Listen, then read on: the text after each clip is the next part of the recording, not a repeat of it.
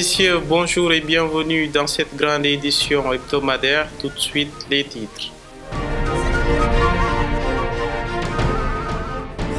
La campagne de vaccination anti-Covid-19 a été officiellement lancée ce lundi par l'adjoint au gouverneur de la région de Tambacounda. Une occasion pour Amadou Salmon Fall d'inviter les populations à adhérer à cette campagne de vaccination. 94% des objectifs de la campagne de vaccination contre la fièvre jaune sont atteints. Les autorités sanitaires du district de Tambacounda ont fait une première évaluation le 2 mars dernier. Nous entendrons Dr Tidiane Kadiaga, médecin-chef du district sanitaire de Tambacounda, faire le point au courant de cette édition. Dans l'actualité de cet hebdo également, le ministre des Forces armées et par ailleurs président de l'Action pour le développement du Sénégal oriental, Maître Sidiki Kaba, a inauguré 2 écoles dans la commune de Tambacounda ce jeudi dans le cadre du projet d'amélioration de la qualité et de l'équité de l'éducation de base. Afin de partager l'arrêté ministériel organisant la campagne d'exploitation forestière 2021, l'inspection régionale des eaux et forêts de Tambacounda a réuni le mardi 2 mars les maires, les présidents de conseil départemental et les exploitants forestiers pour définir les possibilités offertes par les forêts aménagées. Comme chaque semaine, la chronique mettra fin à cette édition dans un instant de développement. Comme je vous l'annonçais, la campagne de vaccination anti-Covid-19 a été lancée officiellement ce lundi par l'adjoint au gouverneur de la région de Tambacounda. Un lancement devant la presse car l'enjeu est de gagner la confiance des Sénégalais. Devant les journalistes, plusieurs personnalités administratives, sanitaires, politiques et religieuses ont reçu les premières doses du vaccin chinois Sinopharm. Une occasion pour Amadou Salmon Fall d'inviter les populations à adhérer à la campagne de vaccination. Je vous propose de l'écouter au micro de Maïmouna Niang et Mabdiara Boussomar. La cérémonie qui nous réunit aujourd'hui revêt un caractère particulier, une importance capitale, car il s'agit de prêcher par l'exemple, de mobiliser toutes les énergies et les volontés en vue d'une participation massive des citoyens cibles aux opérations de vaccination contre la Covid. C'est donc en toute responsabilité, avec les forces vives que vous êtes de la région, leaders d'opinion, autorités administratives, élus, autorités religieuses et coutumières, que nous allons nous faire vacciner en vue d'inciter les populations à profiter de cette campagne de vaccination. C'est le lieu et le moment de saluer l'engagement de l'équipe médicale pour le travail abattu lors de la campagne de vaccination contre la fièvre jaune. Les taux sont satisfaisants et l'engagement de tout un chacun, autorités, élus, leaders d'opinion, communautés religieuses et coutumières, a été déterminant. En marge de cette cérémonie officielle de lancement, des personnalités en première ligne pour la lutte contre la Covid-19 se sont vaccinées tout en appelant également les populations à suivre leur pas pour freiner la pandémie de la Covid-19 en s'inscrivant sur la plateforme du ministère de la Santé et de l'Action sociale. Les détails dans ce reportage de Maïmouna Niang et Mabdiara Boussomar. Après l'adjoint du gouverneur de la région en charge des questions de développement, plusieurs personnalités ont pris leur première dose de vaccin dans le cadre de la campagne de vaccination contre la COVID-19. Un acte qui participe à rassurer les populations et à les sensibiliser à s'inscrire sur la plateforme du ministère de la Santé. Le médecin-chef de région a décliné pour qu'on s'y mette. Vraiment, là, nous demandons vraiment aussi encore aux maires, dans les contrées un peu loin, de gérer vraiment leur population pour les aider vraiment à s'inscrire dans le répertoire. J'ai pris ma première dose aujourd'hui, peut-être dans 2 semaines, on va prendre encore la deuxième dose. Vraiment, nous appelons à la population vraiment, parce que aussi c'est des vaccins qui ne sont pas faciles à avoir. Donc si le chef de l'État a fait d'énormes efforts pour avoir ces vaccins, c'est que vraiment aussi que la population aussi encore s'en approprie. Parce qu'il l'a dit l'autre jour, que si les populations ne veulent pas se vacciner, il va les amener ailleurs. C'est en quelque sorte pour les sensibiliser vraiment à venir à se vacciner. Véritablement, nos équipes aujourd'hui sont sur le terrain. Tous les vaccins sont aujourd'hui au niveau des districts, bien sécurisés par les médecins-chefs district qui ont pris des dispositions particulières, véritablement de vacciner par niveau d'éligibilité. Le premier niveau, aujourd'hui, nous avons fini de le dire, ça sera d'abord le personnel de santé. Ensuite, dans les prochains jours, on va y aller avec les personnes âgées présentant des comorbidités, suivies par les personnes âgées de 18 à 59 ans qui ont également des comorbidités. Et ensuite, on va terminer par le reste des personnes âgées qui représentent au niveau de notre région 38 500 personnes environ. Je me suis fait vacciner pour montrer un exemple. D'abord, je suis dans les normes, j'ai l'âge de me faire vacciner comme on le demande. Donc ce n'est pas une faveur faite à l'honorable député, mais je suis une femme, j'ai 60 ans et donc je dois me faire vacciner. Je me suis fait vacciner pour dire aux autres femmes, allez vous faire vacciner. Allez faire vacciner les autres, faire une sensibilisation autour de cette vaccination pour qu'on puisse arriver à bout de cette pandémie. Maintenant, ce que je voudrais faire, c'est que durant tout ce mois, nous allons consacrer ce mois de mars à la sensibilisation et à l'inscription des femmes. Parce que quand même, l'inscription en ligne est faite pour que ça soit crédible, fiable et que tout le monde soit au même pied d'égalité, qu'il n'y ait pas de favoritisme dans cette vaccination. Rappelons que la région de Tambacounda a enregistré son premier cas de Covid-19 le 2 avril 2020 à partir du district sanitaire de Goudiri, qui a été l'épicentre de la maladie. Durant cette première vague, 111 cas positifs ont été notés, dont un seul décès. Toujours dans le domaine de la santé, une rencontre d'évaluation de la campagne de vaccination contre la fièvre jaune dans le district sanitaire de Tambacounda s'est tenue ce mardi 2 mars 2021 au centre régional de formation en santé sous la présidence du préfet du département et en présence des autorités locales et sanitaires. Le médecin-chef du district est revenu sur cette campagne de riposte contre la fièvre jaune qui s'est tenue du 15 au 24 février 2021. Écoutons Dr Gadiaga au micro de Khalidou Nialel Diallo.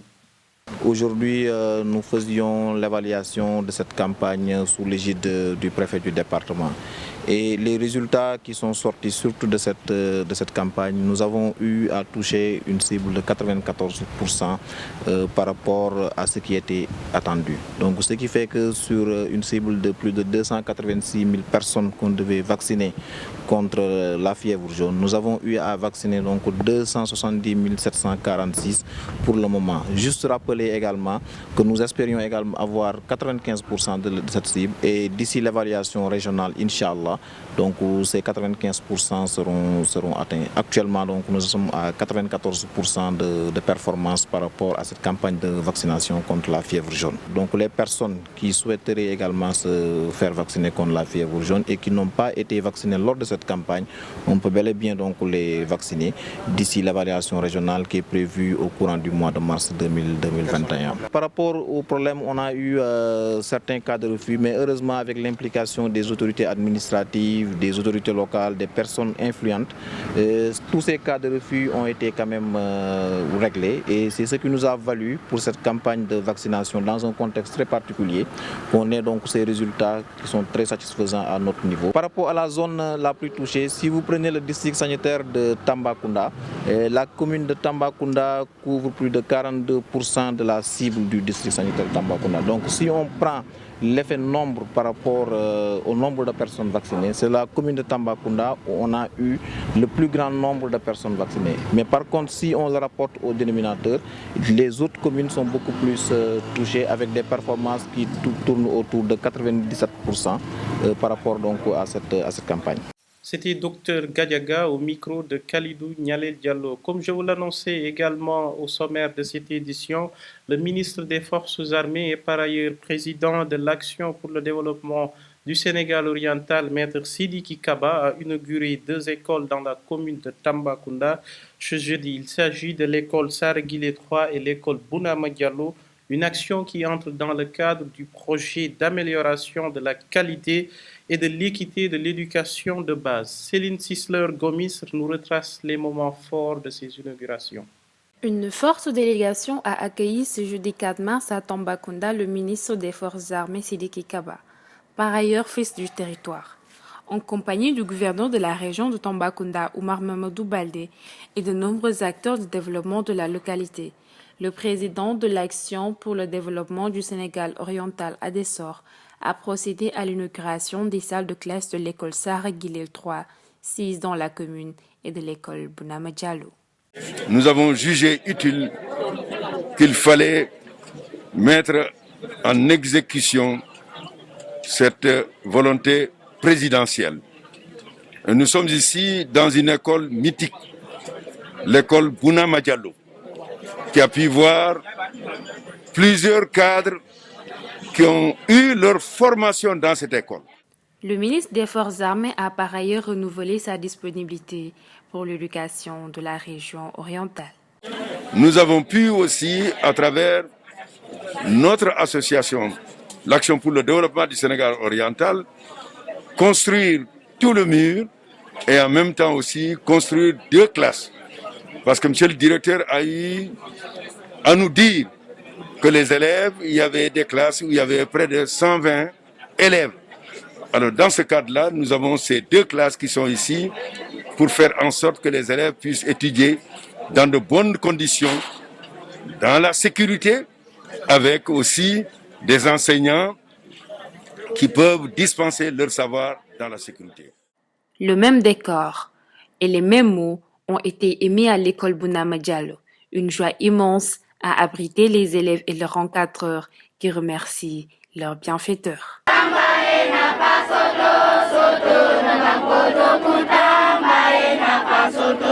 Afin de partager l'arrêté ministériel organisant la campagne d'exploitation forestière 2021, l'inspection régionale des eaux et forêts de Tambacounda a réuni mardi 2 mars les maires, les présidents de conseil départemental et les exploitants forestiers pour définir les possibilités offertes par les forêts aménagées.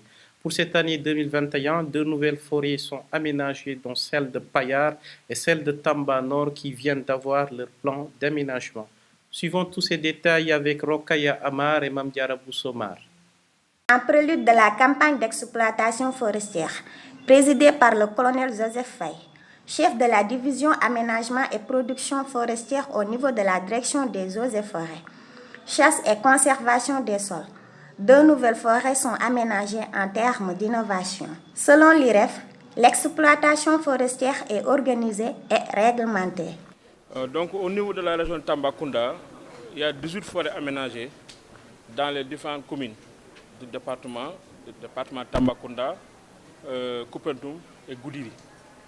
Et cette année, donc, on en a créé 2 nouvelles forêts. Donc la forêt de Payar qui est dans le département de Koupentoum et la forêt de Tamba Nord qui viennent d'avoir le plan d'aménagement et qui seront exploitées cette année en collaboration avec les cultures locales et les populations, mais aussi les exploitants réunis au niveau de l'UNICEF. Comme vous le savez, chaque année, le ministre de l'Environnement et du Développement durable sort un arrêté. Et dans cet arrêté, il est décliné tout le processus de production pour les différents produits forestiers qui doivent être exploités. Et nous, le service forestier, on est garant donc, de la bonne mise en œuvre de cet arrêté, en collaboration bien sûr avec les cultures locales, mais également les organismes d'exploitants forestiers qui sont de 2 types. Il y a les producteurs locaux, mais également les exploitants réunis au niveau de l'UNICEF. Et chacun, à ce qui le concerne, doit faire tout pour respecter ces dispositions qui sont inscrites dans l'arrêté. Et ces dispositions sont claires. Il y a les dates d'ouverture et de fermeture de la campagne. Il y a les durées de validité des titres d'exploitation forestière. Il y a les zones ouvertes à l'exploitation pour tout produit. Et ces dispositions doivent être respectées par tous les acteurs. Et ce qui va garantir la gestion durable des forêts au niveau de Tambacounda. Pour rappel, l'exploitation forestière est autorisée dans toute formation forestière, si les dispositions de son plan d'aménagement le prévoient et en dehors des zones aménagées. L'exploitation des produits contingentés autres que le charbon de bois est autorisée. Place à la chronique et c'est l'affaire de Khalidou Nialel Diallo. Bonjour. Mon pays brûle. Oui, le Sénégal est en feu. Depuis l'arrestation du leader du PASTEF Ousmane Sonko et son placement en garde à vue à la gendarmerie de Colobane pour trouble à l'ordre public et participation à une manifestation non autorisée. Des heurts ont éclaté dans plusieurs villes du Sénégal pour exiger sa libération. Des manifestations, des saccages à Pikine, à Lucade, Guédiawaye, Parcelles Assainies, Bignona, Diourbel, Thiès, Saint-Louis, etc. Jeudi et vendredi ont été des journées terribles avec la mort de 5 jeunes manifestants âgés de 17, 20, 21, 22 ans et plusieurs blessés. Le terre vandalisé à Dakar. Le tribunal de Pikine-Guédiawaye saccagé. La mairie de Pikine Nord mise à sac. Des stations Total et l'agence de la Sonatel Parcelles dévalisées et pillées, ainsi que des magasins d'Auchan. Diourbel a vécu des échauffourées avec 20 élèves arrêtés. Intifada à Lucade toute la journée. Le chantier du BRT vandalisé à Guédiawaye. Les sièges de la RFM, de l'Observateur et du Soleil victimes de la furie des manifestants. La brigade de gendarmerie de Mbour attaquée. La mairie de Bunkiling saccagée et j'en passe car la liste est trop longue. Un bilan macabre qui nous pousse à admettre que la situation actuelle de mon beau pays, le Sénégal, est scandaleuse. Jeunesse de mon pays, ressaisissez-vous. On peut manifester sa colère, son désaccord pour telle ou telle décision sans casser des biens publics, sans saccager nos propres biens. Cela ne sert à rien. Chères autorités religieuses, les Sénégalais vous vouent un grand respect et une admiration sans faille. Adressez-vous au peuple pour un retour imminent du calme et de la joie de vivre au Sénégal. À vous les dirigeants, les décideurs, n'oubliez jamais que le Sénégal n'est pas un don de nos parents. Ce sont nos enfants qui nous l'ont prêté.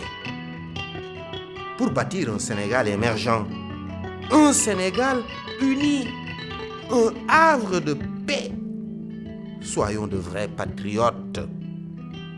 Le patriote, je vous le rappelle, ne doit ni casser ni détruire les édifices de son pays.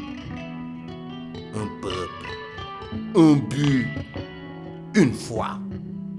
N'est-ce pas notre devise? Sauvons notre pays. Sénégal. Voilà ce qui met fin à cette édition, mesdames et messieurs. Merci de l'avoir suivi.